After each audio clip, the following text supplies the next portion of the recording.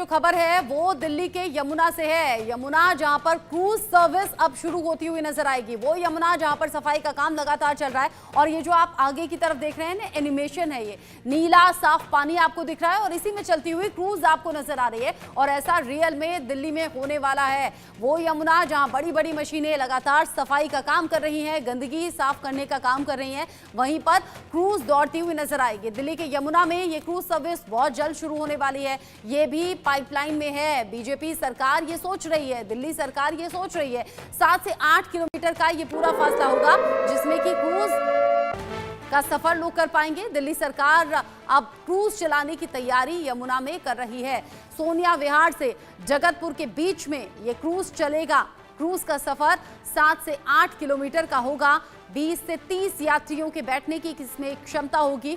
और दिल्ली में यमुना को संजीवनी देने में ये लगातार दिल्ली सरकार का काम जारी है। एक तरफ तो सफाई का काम है, दूसरी तरफ क्रूज के जरिए यहां लोग यमुना में सफर कर पाएंगे।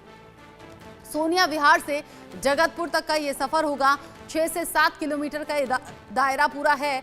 जलमार्ग पर यह क्रूज चलेगा जिससे न केवल पर्यटन को बढ़ावा मिलेगा बल्कि यमुना को भी नया जीवन मिलने की उम्मीद है।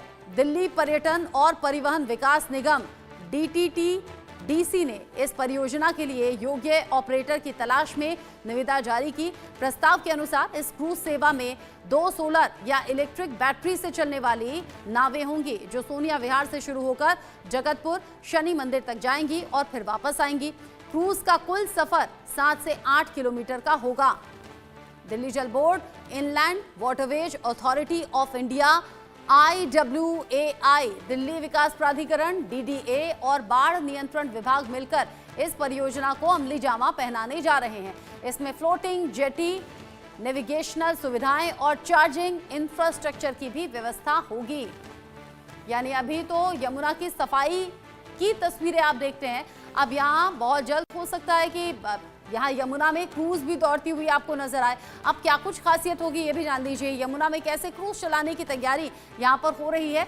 यहाँ पर 2 इलेक्ट्रिक सोलर हाइब्रिड क्रूज उपलब्ध कराए जाएंगे जो कि यमुना में चलाए जाएंगे। यमुना में 20 से 30 यात्रियों के इस क्रूज में बैठने की क्षमता होगी। यानी कि यमुना में जो क्रूज दौड़ेगी उसमें ये यात्री बैठ सकेंगे। 10 से 12 किलोमीटर प्रति घंटे की स्पीड इसकी होने वाली है। Bio toilet, announcement system, life jacket, इन सभी की सुविधा होगी और ये मैंडेटरी भी है इस तरह के सफर के लिए।